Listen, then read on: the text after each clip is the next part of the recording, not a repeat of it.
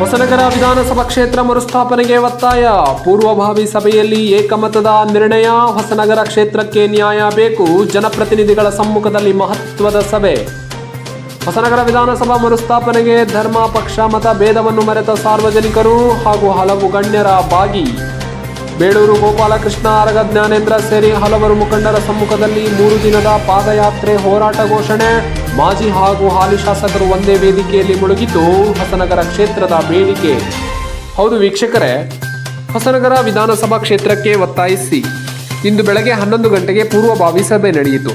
ಸಭೆಯಲ್ಲಿ ಹಲವಾರು ಜನಪ್ರತಿನಿಧಿಗಳು ಮತ್ತು ಮುಖಂಡರು ಭಾಗವಹಿಸಿ ಕ್ಷೇತ್ರ ಮರುಸ್ಥಾಪನೆ ಕುರಿತಂತೆ ಮೂಲೆಗದ್ದೆ ಶ್ರೀ ಅಭಿನವ ಚನ್ನಬಸವ ಸ್ವಾಮೀಜಿಯ ಸಮ್ಮುಖದಲ್ಲಿ ಚರ್ಚೆ ನಡೆಸಿದರು. ಸಭೆಯಲ್ಲಿ ಆರಗ ಜ್ಞಾನೇಂದ್ರ, ಬೇಳೂರು ಗೋಪಾಲಕೃಷ್ಣ, ಹರತಾಳು ಹಾಲಪ್ಪ, ಕಲ್ಗೋಡು ರತ್ನಾಕರ್ ಸೇರಿದಂತೆ ಹಲವು ಮುಖಂಡರು ಉಪಸ್ಥಿತಿಯಿದ್ದರು. ಸಭೆಯಲ್ಲಿ ಎಲ್ಲ ನಾಯಕರು ಒಂದೇ ಧ್ವನಿಯಲ್ಲಿ ಹೊಸನಗರವನ್ನು ಪ್ರತ್ಯೇಕ ವಿಧಾನಸಭಾ ಕ್ಷೇತ್ರವನ್ನಾಗಿ ಮರುಸ್ಥಾಪಿಸಬೇಕೆಂದು ತೀರ್ಮಾನ ಕೈಗೊಂಡರು. ಈ ಸಂದರ್ಭದಲ್ಲಿ ಮಾತನಾಡಿದ ಬೇಳೂರು ಗೋಪಾಲಕೃಷ್ಣ ಅವರು, ಹೊಸನಗರ ಕ್ಷೇತ್ರ ಮರುಸ್ಥಾಪನೆಗೆ ನಮ್ಮ ಸಂಪೂರ್ಣ ಬೆಂಬಲ ಇದೆ ಎಂದು ತಿಳಿಸಿದರು. ಆದರೆ ಪಾದಯಾತ್ರೆಯ ದಿನಾಂಕವನ್ನು ಇನ್ನೂ ನಿಗದಿ ಮಾಡಿಲ್ಲ. ಮುಂಬರುವ ದಿನದಲ್ಲಿ ಪತ್ರಿಕಾಗೋಷ್ಠಿ ನಡೆಸಿ ದಿನಾಂಕವನ್ನು ಪ್ರಕಟಿಸುವುದಾಗಿ ಮೂಲೆಗದ್ದೆ ಶ್ರೀಗಳು ತಿಳಿಸಿದರು. ತಾಲೂಕು ಹೋರಾಟದ ಇವತ್ತಿನ ಸಭೆಯಲ್ಲಿ ದಿವ್ಯ ಸಾನ್ನಿಧ್ಯವನ್ನು ವಹಿಸಿರುವಂತಹ ಪರಮ ಪೂಜ್ಯ ಗುರುಗಳ ಪಾದಕ್ಕೆ ನಮಸ್ಕರಿಸುತ್ತಾ, ಮತ್ತೊಬ್ಬರು ಹೋರಾಟದ ಅನುಭವಿಗಳು ಪಾದಯಾತ್ರೆಗೆ ಈಗಾಗಲೇ ರೆಡಿಯಾಗಿ ಕೊಟ್ಟಿರುವಂತಹ ಚಿರ ಯುವಕರು, ನಮ್ಮೆಲ್ಲ ಮಾಜಿ ಶಾಸಕರು, ಹಿರಿಯರಾದಂಥ ಪೂಜ್ಯರಾದಂಥ ಸ್ವಾಮಿರವರವರೇ, ತೀರ್ಥಹಳ್ಳಿ ಕ್ಷೇತ್ರದ ಶಾಸಕರು, ನಮ್ಮೆಲ್ಲರ ಹಿರಿಯರಾದ ಆರ್ಗ ಜ್ಞಾನೇಂದ್ರವರೇ, ಮಾಜಿ ಶಾಸಕರಾದ ಹತ್ತಾಳ್ ಹಾಲಪ್ಪನವರೇ, ವಕೀಲರಾದಂಥ ನಮ್ಮ ಚಂದ್ರಪ್ಪನವರೇ, ಸ್ನೇಹಿತರು ಮುಖಂಡರಾದಂಥ ಕಲ್ಗೋಡು ರತ್ನಾಕರ್ ಅವರೇ, ನಮ್ಮ ಹೋರಾಟಗಾರರಾದ ತೀನ ಶ್ರೀನಿವಾಸ್ ಅವರೇ, ಇಲ್ಲಿ ಎಲ್ಲ ಪಕ್ಷದ ಇವರಿಂದ ಮುಖಂಡರುಗಳೇ, ಎಲ್ಲ ಭಾಗದಿಂದ ಬಂದಿರುವಂಥ ಎಲ್ಲ ನಾಗರಿಕ ಬಂಧುಗಳೇ, ಎಲ್ಲ ಪಕ್ಷದ ಎಲ್ಲ ಆತ್ಮೀಯ ಸ್ನೇಹಿತರೆ, ಮಾಧ್ಯಮದ ಎಲ್ಲ ಮಿತ್ರರೇ, ಎಲ್ಲರೂ ಮಾತಾಡಿದ್ದಾರೆ. ಜಾಸ್ತಿ ಸಮಯ ತಗೊಳ್ಳಲ್ಲ. ನಾನೊಬ್ಬ ಈ ಕ್ಷೇತ್ರದ ಶಾಸಕನಾಗಿ 2002ನೇ ಟರ್ಮ್ ಈ ಭಾಗದಲ್ಲಿ ನಾನು MLA ಆಗಿ ಬಂದಿದ್ದೀನಿ. ತಾವೆಲ್ಲರ ಆಶೀರ್ವಾದ ಮಾಡಿದ್ರಿಂದ 2 ಟೈಮ್ ಇಲ್ಲೇ ಆಗಿದ್ದೀನಿ. ಫಸ್ಟ್ ಟೈಮ್ 2004ರಲ್ಲಿ ಸಾಗರದಲ್ಲಾಗಿದ್ದೆ. ಇಲ್ಲಿ ನನಗೆ 2ನೇ ಸರಿ ಅವಕಾಶ ಕೊಟ್ಟಿದ್ದೀರಿ. ನಾನು ಇವತ್ತೇ ಹೇಳ್ತಾ ಇದ್ದೀನಿ, ನಿಮ್ಮ ಹೋರಾಟಕ್ಕೆ ಗೋಪಾಲಕೃಷ್ಣ ಬೇಳೂರು ಸಂಪೂರ್ಣ ಸಹಕಾರವನ್ನು ನೀಡುತ್ತದೆ. ನಮಗೆ ಒಳ್ಳೆ, ಯಾಕಂದ್ರೆ ವ್ಯಾಪ್ತಿ ಭಾರಿ ಇದೆ. ಸಾಗರ ಹೋಗಿ ಸುತ್ತಾಡಿ ಬರೋಳಗೆ ಈ ಕಡೆ ಬಂದಿಲ್ಲ ಅಂತಾರೆ, ಈ ಕಡೆ ಬಂದ್ರೆ ಆ ಕಡೆ ಬಂದಿಲ್ಲ ಅಂತಾರೆ, ಆ ಕಡೆ ಬಂದ್ರೆ ಸಾರ್ ಎಲ್ಲಿ ಕಾಣಲೇ ಇಲ್ಲ ಅಂತಾರೆ. ಇನ್ನು ಎಲ್ಲಿ ಹೋಗೋದಪ್ಪ, ನಮಗೂ ಪರಿಸ್ಥಿತಿ ಹಂಗಾಗ್ಬಿಟ್ಟಿದೆ. ಈ ಜ್ಞಾನೇಂದ್ರಣ್ಣ ನನಗೆ ಮಾತ್ರ ಅದು ಪರಿಸ್ಥಿತಿ ಆಗಿದೆ, ಆದರೂ ಓಡಾಡೋ ಪರಿಸ್ಥಿತಿಯಲ್ಲಿ ಇಲ್ಲ, ನಮ್ಗೆ ಕಷ್ಟ ಆಗುತ್ತೆ. ಭೌಗೋಳಿಕವಾಗಿ ಇವತ್ತು ಹೇಳಿದ್ವಿ, ಇವತ್ತು ಬೆಂಗಳೂರು ನಗರದಲ್ಲಿ ಕೇವಲ 3 ಕಿಲೋಮೀಟರ್ಗೆ ಒಬ್ಬ MLA ಆಗಿ ಸುಮಾರು 28 ಜನರು ಆಗ್ತಾರಂದ್ರೆ ಬಹುಶಃ ಅದು ಬಹಳ ಬೇಸರಸ್ತಕ್ಕಂಥದ್ದು. ಇವತ್ತು ಯಾವ ಮಾನದಂಡ ಆಧಾರದಲ್ಲಿ ಇಟ್ಕೊಂಡಿದ್ದೀವಿ? ನಾನು ಹಿಂದೊಂದ್ಸರಿ ಗೋವಾ ಎಲೆಕ್ಷನ್ಗೆ ಹೋಗಿದ್ದೇನೆ.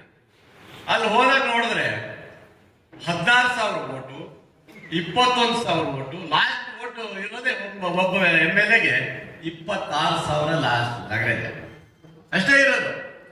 26,000 ಅಂದ್ರೆ ಒಂದು ನಮ್ಮ ಏನು ಜಿಲ್ಲಾ ಪಂಚಾಯತಿ ವ್ಯಾಪ್ತಿಯ ಇದು ಅದು ಅಷ್ಟೆಲ್ಲ ಓಡಾಡಿಬಿಟ್ಟು ಅವರು ಅಲ್ಲೇ ಎಲೆಕ್ಷನ್ ಮಾಡ್ತಾರೆ. ಅಲ್ಲಿ 40 ಸೀಟು ಮಾತ್ರ. ದೇಶದಲ್ಲಿ ಇವತ್ತು ಕಾನೂನು ಎಲ್ಲ ಒಂದೇ ಇದೆ ಅಂತೆ.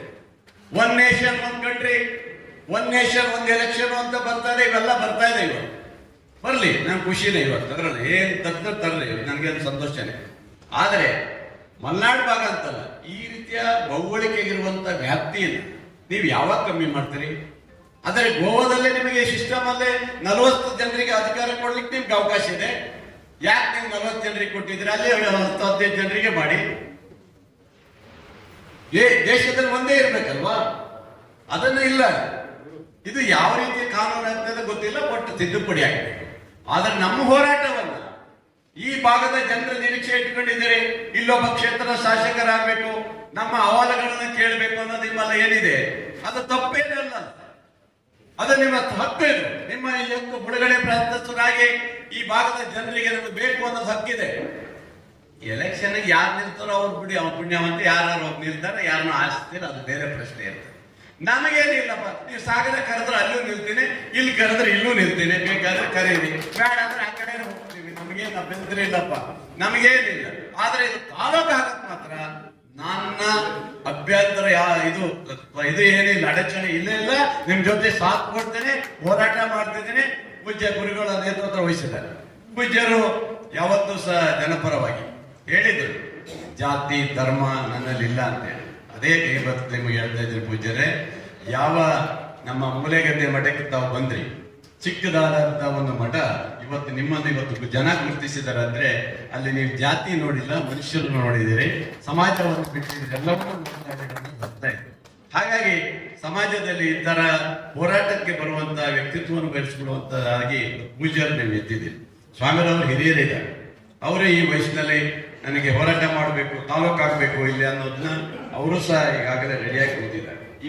ಈ ವಯಸ್ಸಲ್ಲೂ ಸಹ ನಾವು ಹೋರಾಟ ಮಾಡ್ತೀನಿ ಅನ್ನೋದು ಅವರಲ್ಲೇ ಇದೆ. ನಮ್ಮಲ್ಲೂ ಕಿಚ್ಚಬೇಕು. ಇಲ್ಲಿ ಅವರು ನೇತೃತ್ವ ವಹಿಸಿಕೊಂಡ್ರು ಇವರು ಅಂತ ಪ್ರಶ್ನೆನೇ ಇಲ್ಲ. ಸ್ವಾಮೀಜಿಯವರ ನೇತೃತ್ವದಲ್ಲಿ, ಸ್ವಾಮಿರವರ ನೇತೃತ್ವದಲ್ಲಿ ಎಲ್ಲರೂ ಹೊರಡೋಣ, ಆರಾಮಾಗಿ ನಡ್ಕೋತ ಹೋಗೋಣ. ನಾವು ಬರ್ತೀವಪ್ಪ, ನಮಗೂ ರೆಡಿ ಇದ್ದೀವಿ. ಒಟ್ಟಿನಲ್ಲಿ ನಮ್ಮ ಈ ತಾಲೂಕು ಆಗ್ಬೇಕು, ಅಭಿವೃದ್ಧಿ ದೃಷ್ಟಿಯಲ್ಲಿ ಇವತ್ತು ಕೇಂದ್ರ ಸರ್ಕಾರದವರು ಏನೋ ಒಂದು ಶಿವಮೊಗ್ಗ ಕ್ಷೇತ್ರಕ್ಕೆ ಒಂದು ಕ್ಷೇತ್ರವನ್ನ ಮಾಡ್ತೀವಿ ಅಂತ ಹೇಳಿದ್ದಾರೆ. ಅದು ಯಾವ್ದು ಮಾಡ್ತಾರೆ ಏನಂತ ಗೊತ್ತಿಲ್ಲ. ಇದಾಗುತ್ತೋ ಅಥವಾ ಇದಕ್ಕೆ ಒಂದು ಕ್ಷೇತ್ರ ಕೊಡ್ತಾರೋ ಅಥವಾ ಬೇರೆ ಚೇಂಜ್ ಮಾಡ್ತಾರೋ ಗೊತ್ತಿಲ್ಲ. ಆ ತರ ಒಂದು ಕ್ಷೇತ್ರ ನಿಮಗಾದ್ರೂ ಅಡ್ಡಿಲ್ಲ ಅನ್ಸ್ತದೆ ನನಗೆ. ಒಟ್ಟು ಶಿವಮೊಗ್ಗ ಜಿಲ್ಲೆಯಲ್ಲಿ 7ರಲ್ಲಿ ಇನ್ನೊಂದು ಆಗ್ಬೇಕಂದ್ರೆ 8ನೇದು ಆ ದೇವ್ರ ದಯೆಯಿಂದ ನಿಮ್ ಹೊಸನಗರನೇ ಆಗಲ್ಲಪ್ಪ ಅಂತ ನಾನು ಕೇಳ್ತೇನೆ. ಸರಿ ಅಂದ್ರಪ್ಪ, ನಿಮ್ ಹೊಸನಗರನೇ ಆಗಲಿ, ಖುಷಿ ಆಗಲಿ, ಒಳ್ಳೇದೇ ಅಲ್ವಾ. ನಾವೀಗ ಸಾಗರದಲ್ಲಿ ಅಲ್ಲೊಂದು ಹೋರಾಟ ಶುರು ಮಾಡ್ಯಾನೆ ಶ್ರೀನಿವಾಸ ಅವರೆಲ್ಲ ಸೇರಿದ್ರು. ಸಾಗರ ಕ್ಷೇತ್ರವನ್ನ ಜಿಲ್ಲೆ ಯಾಕೆ ಮಾಡ್ಬೇಕಂತ ಅವ್ರದ್ದೊಂದು ಹೋರಾಟ. ನನಗೆ ಬಿಡ್ತಾನೆ ಇಲ್ಲ. ಮೊನ್ನೆ ಬೆಳಗಾವಿಗೆ ಬಂದ್ರು, DCM ಭೇಟಿ ಮಾಡುತ್ತೆ, ಮಧು ಭಗೀರಥ್ನ ಭೇಟಿ ಮಾಡುತ್ತೆ.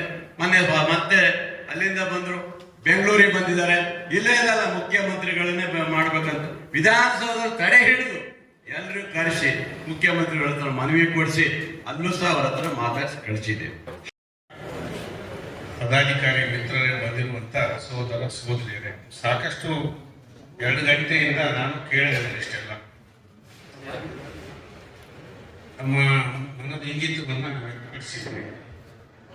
ಇದು ಈ ತಾಲೂಕಿನ ಜನರ ಭಾವನೆ. ನಿಮ್ಮೆಲ್ಲರ ಹೋರಾಟದಲ್ಲಿ ನಾನು ಕೂಡ ಸಂಪೂರ್ಣವಾಗಿ ಭಾಗವಹಿಸ್ತೇನೆ. ಒಂದು ರಾಜಕೀಯ ಪಕ್ಷದ ರಾಜ್ಯ ಉಪಾಧ್ಯಕ್ಷನಾಗಿ ಇಡೀ ನಮ್ಮ ಪಕ್ಷ ಕೂಡ ಇದಕ್ಕೆ ನಮ್ಮ ತಾಲೂಕು ಬೆಂಬಲಿಸ್ತಾರೆ, ಬಂದಿದ್ದಾರೆ. ಎಲ್ಲ ರೀತಿಯ ಸಹಕಾರ ಇಷ್ಟನ್ನು ಹೇಳ್ತಾ ಸ್ವಾಮೀಜಿಗಳು ಅವಾಗ ಹೇಳ್ತಾ ಇದ್ದಾರೆ, ಏನು ಮಾಡಬೇಕು ಮುಂದೆ ಅಷ್ಟು ಹೇಳಿ. ಹಿಂದೆ ಕಳೆದ 2000 ದಶಕದಲ್ಲಿ ಇದ್ರ ಬಗ್ಗೆ ಒಂದಿಷ್ಟು ಹೋರಾಟಗಳು ನಡೆಯಿತು. ಅದು ಬಂಗಾರಪ್ಪನವ್ರ ಹತ್ರ ಹೋಗಿದ್ದು, ದೇವೇಗೌಡರ ಹತ್ರ ಹೋಗಿದ್ದು, BL ಶಂಕರ್ ಹತ್ರ ಹೋಗಿ ಅವರು ನಮ್ಗೆ ಇದೆಲ್ಲ ಮಾಹಿತಿಯನ್ನು ಕೊಟ್ಟದ್ದು, ಅದನ್ನೆಲ್ಲ ಹೇಳಿದ್ರಿ. PG ನಾಗರಾಜ್ ಅವರು ದಯವಿಟ್ಟು ಯಾರು ಮಾತಾಡಬಾರ್ದು. ಅದರಿಂದ ಅಲ್ಲಿ ಬಸ್ ಸ್ಟ್ಯಾಂಡ್ ಅಲ್ಲೇ ನಾವು ಮೀಟಿಂಗ್ ಇಡಬಹುದು. ಆ ಸಮಸ್ಯೆ ಬೇಡ, ಬಂದವರನ್ನ ಬಂದು ರಗಳೆ ಮಾಡ್ತಾರೆ ಅಂತೇಳಿ ನಾವು ಸ್ವಲ್ಪ ದೂರದಲ್ಲಿ ತಂದು ಈ ಸಭೆಯನ್ನ ಏರ್ಪಾಡು ಮಾಡಿ ಗುರುಗಳ ಅವರ ವಿಚಾರ ತಿಳ್ಕೊಂಡು ಇಲ್ಲಿ ನಾವು ಇಟ್ಟು. ಅದರಿಂದ ದಯವಿಟ್ಟು ಯಾರು ಮಾತಾಡಬಾರ್ದು. ಈ ಒಂದು ಏನು ನಮ್ಮ ಹೊಸನಗರ ತಾಲೂಕಿನ ಹೊಸನಗರ ವಿಧಾನಸಭಾ ಕ್ಷೇತ್ರದ ಹೋರಾಟ ಮುನ್ನುಡಿಯಾಗಿ ಒಂದು ಇವತ್ತು ಪೂರ್ವ ಸಭೆ ಏರ್ಪಾಡು ಮಾಡ್ಬೇಕಂತೇಳಿ ಈ ಹಿಂದೆ 1 ವಾರದಿಂದ ಚರ್ಚೆ ಮಾಡಿದ್ರು. ಆ ಪ್ರಕಾರ ಸ್ವಾಮೀಜಿಗಳ ಆಶೀರ್ವಾದದಿಂದ ಅವರ ನಿಮ್ಮ ಸಾನ್ನಿಧ್ಯ ವಹಿಸಿಕೊಡ್ಬೇಕು. ಈ ಹೋರಾಟದ ರೂವಾರಿಗಳೇ ನೀವು ಆಗಬೇಕು ಮತ್ತು ಇದು ಯಾವುದೇ ಪಕ್ಷದ ಬರಬಾರದು, ಪಕ್ಷದ ವಾಸನೆ ಬರಬಾರದು. ಆ ದೃಷ್ಟಿಯಿಂದ ತಾವು ದಯವಿಟ್ಟು ಬರಬೇಕು ಅನ್ನೋ ಮಾತು ಹೇಳಿದಾಗ ಅವರು ಬಹಳ ದಿವಸದ ಯೋಚನೆ ಮಾಡಿ ಒಪ್ಪಿರಲಿಲ್ಲ. ಆದರೂ ಮನೆ ಹಂತದಲ್ಲಿ ಒಪ್ಪಿಕೊಂಡು ಹೋಗಿ ಒಂದು ಸಾನ್ನಿಧ್ಯನ ವಹಿಸಿಕೊಂಡು ಈ ಹೋರಾಟಕ್ಕೆ ಅವರು ಬಂದಿದ್ದಾರೆ. ಹೃತ್ಪೂರ್ವಕವಾಗಿ ಅವರಿಗೆ ಅಭಿನಂದಿಸ್ತಾ ಮತ್ತು ಅವರ ಪಾದಗಳಿಗೆ ನಮಸ್ಕರಿಸ್ತಾ ಮತ್ತೊಮ್ಮೆ ಅವ್ರನ್ನ ಸ್ವಾಗತ ಮಾಡ್ತಾರೆ.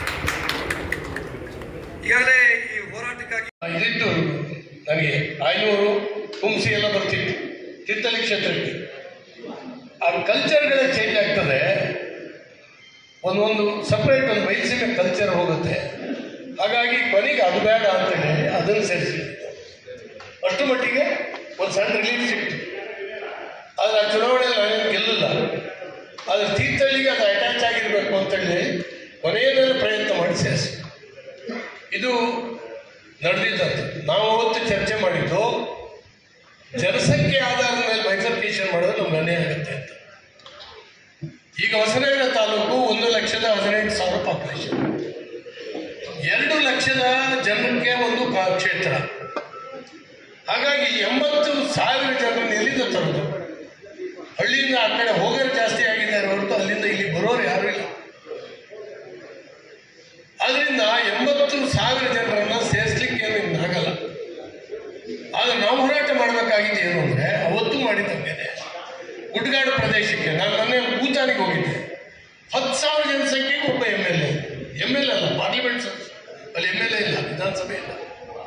7 ಲಕ್ಷ ಜನಸಂಖ್ಯೆ ಭೂತಾನ, 10,000. ಮೇಘಾಲಯ ಈ ಭಾಗದಲ್ಲಿ, ಅಸ್ಸಾಮಿನ ಕೆಲವು ಭಾಗದಲ್ಲಿ 25,000 ಜನಸಂಖ್ಯೆಗೆ ಒಬ್ಬ MLA. ನಮ್ಮಲ್ಲಿ ಒಬ್ಬ ಜಿಲ್ಲಾ ಪರಿಷತ್ ಮೆಂಬರ್ಗೆ ಅದಕ್ಕಿಂತ ಜಾಸ್ತಿ ಮಾಡಿದ್ದಾರೆ, ಯಾಕಂದ್ರೆ ಗುಡ್ಡಗಾಡು ಪ್ರದೇಶ ಅಂತ. ನಾವು ಅವತ್ತು ಹೋರಾಟ ಮಾಡಿದ್ವಿ. ಮಲೆನಾಡಿನ ಜನರ ಸಮಸ್ಯೆಯನ್ನ ಬಗೆಹರಿಸದೇ ಇದ್ರೆ ನಾವು ಒಂದಿನ ಮಲೆನಾಡು ರಾಜ್ಯ ಅಂತ ಕೇಳಕ್ಕೆ ಇವತ್ತು ನಾವು ಹೊರಬೇಕಾಗುತ್ತೆ ಅನ್ನೋ ಎಚ್ಚರಿಕೆಯನ್ನ ರಾಜ್ಯ ಸರ್ಕಾರ ಕೊಟ್ಟಿದ್ದು. ಇವತ್ತು ನಮ್ಮ 65 ಕ್ಷೇತ್ರ ಬರುತ್ತೆ ಸ್ವಾಮೀಜಿ ಮಲೆನಾಡಿಗೆ. ಬರೇ ಒಂದು 35 ಕೋಟಿ 50 ಕೋಟಿ ಕೊಡ್ತಾರೆ ಅನುದಾನ. ಉತ್ತರ ಕರ್ನಾಟಕಕ್ಕೆ 35,000 ಕೋಟಿ ಕೊಡ್ತಾರೆ. ಇಲ್ಲಿಗೆ ಬಂದೈತೆ ಅಲ್ಲಿ ಬಂದಿದೆ, ಆದ್ರೆ ಯಾವ ಕಾರಣದಿಂದ ಇಲ್ಲಿ ದುಡಿದಿದೆ ಅದು ನಾನು ಈಗ ಹೇಳಲ್ಲ. ಅದಕ್ಕೋಸ್ಕರ ನೀವೆಲ್ಲ ಸೇರಿರೋದು ಬಹಳ ಸಂತೋಷ. ಈಗ ಹೆಸರಿಗೆ ಮಾತ್ರ ಪ್ರತಿಭಟನೆ, ಫೋಟೋ ಹೊಡ್ಸಕ್ ಮಾತ್ರ ಪ್ರತಿಭಟನೆ, ಬ್ಯಾನರ್ ಇಟ್ಕೊಂಡಿರ್ತಾರೆ, ಟಿವಿಯವರು ಮೊಬೈಲ್ ತೆಗಿಬೇಕಾದ್ರೆ ಅವ್ರನ್ನೇ ನಿಲ್ಸಿ ತೆಗಿತಾರೆ. ಹಿಂದ್ಗಡೆ ನೋಡಿದ್ರೆ ಯಾರ್ಯಾರು. ಆದ್ರೆ ಇವತ್ತು ನೀವು ಸ್ವಯಂ ಆಸಕ್ತಿಯಿಂದ ಏನೇನು ಬಂದಿದ್ದೀರಿ, ಇದು ಬರೇ ನಿಮಗೆ ಮಾತ್ರ ಅಲ್ಲ. ನಮ್ಮ ಹಾಲಪ್ಪನವರು ಅವತ್ತು ಹೇಳಿದ್ರು, ನಾವು ಜಿಲ್ಲಾ ಹೋರಾಟ ಸಮಿತಿಯವರು ಹೋದಾಗ ಚಿಕ್ಕಮಗಳೂರು ಜಿಲ್ಲೆ ಮತ್ತೆ ಕಾರವಾರ ಜಿಲ್ಲೆ, ಶಿವಮೊಗ್ಗ ಜಿಲ್ಲೆ, ಕೊಡಗು ಜಿಲ್ಲೆ ಈ MP-ಗಳೆಲ್ಲ ಮೀಟಿಂಗ್ ಸೇರಿ ಸಣ್ಣ ಸಣ್ಣ ವಿಧಾನಸಭಾ ಕ್ಷೇತ್ರವನ್ನು ಮಾಡಬೇಕು ಅಂತ ಕೇಂದ್ರ ಸರ್ಕಾರದ ಮೇಲೆ ಒತ್ತಡ ಮಾಡಕ್ಕೆ ನಾವು ರೆಡಿ ಇದ್ದೀವಿ, ಸದ್ಯದಲ್ಲೇ ಮೀಟಿಂಗ್ ಸೇರ್ತೀವಿ ಅಂತ ಅನ್ನೋ ಮಾತನ್ನ ಒಂದು 6 ತಿಂಗಳೇ ಹೇಳಿದ್ರು. ಇವತ್ತವರು ಕೇಂದ್ರದಲ್ಲಿ ಅವ್ರ ಸರ್ಕಾರ ಇದೆ, ಕೇಂದ್ರದ ಚುನಾವಣಾಧಿಕಾರಿ ಮಟ್ಟಕ್ಕೂ ಅವ್ರ ಹತ್ರ ಚರ್ಚೆ ಮಾಡೋದಕ್ಕೆ ಅವಕಾಶ ಇದೆ. MP ಅವರು ಸಂಚಾಲಕ. ನಮ್ಮ ಇಡೀ ಮಲೆನಾಡಿನ 5-6 ಜಿಲ್ಲೆಯಲ್ಲಿ ನಮ್ಮ ಸಂಘಟನೆ ಇವತ್ತು ಇದೆ. ಅವರೆಲ್ಲರ ಬೆಂಬಲ ನಿಮ್ಮ ವಿಧಾನಸಭಾ ಕ್ಷೇತ್ರದ ಹೋರಾಟಕ್ಕಿದೆ ಅಂತ ನಾನು ಮಾತನ್ನು ಹೇಳ್ತೇನೆ. ಇವತ್ತು ಸಾಗರ ಜಿಲ್ಲೆ ಹೋರಾಟ ಸಮಿತಿಯವರೆಲ್ಲ ಇಲ್ಲಿ ಬರೋದಿತ್ತು, ನಾವು ಇವತ್ತು ಬರೋದಕ್ಕೆ ಅವರಿಗೆ ಆಗಲಿಲ್ಲ. ನಮ್ಮ ಸಾಗರ ಜಿಲ್ಲೆ ಹೋರಾಟ ಸಮಿತಿಯಿಂದನೂ ಸಹ ನಿಮ್ಮ ಹೋರಾಟಕ್ಕೆ ಸಂಪೂರ್ಣ ಬೆಂಬಲ ಮಾಡ್ತೇವೆ. ನೀವು ಬರೇ ಪಾದಯಾತ್ರೆ ಕೆಲವರು ಉಪವಾಸ ಕೂರ್ತಾರೆ ಸ್ವಾಮಿ ಬೆಂಗಳೂರಲ್ಲಿ. ಯಾರು ಕೇಳ್ತಾರೆ ಸ್ವಾಮಿ? ಅವನ ಆರೋಗ್ಯ ಕೇಳ್ತದೆ, 10 ದಿನ ಬಂದು ಡಾಕ್ಟರ್ ಚೆಕ್ ಮಾಡ್ತಾರೆ, ತಗೊಂಡು ಬರೇ ಇವ್ರಿಗೆ ಮಾತ್ರ ಕಾನೂನಲ್ಲ, ಬೇಕಾಬಿಟ್ಟಿ ಕಾನೂನುಗಳನ್ನ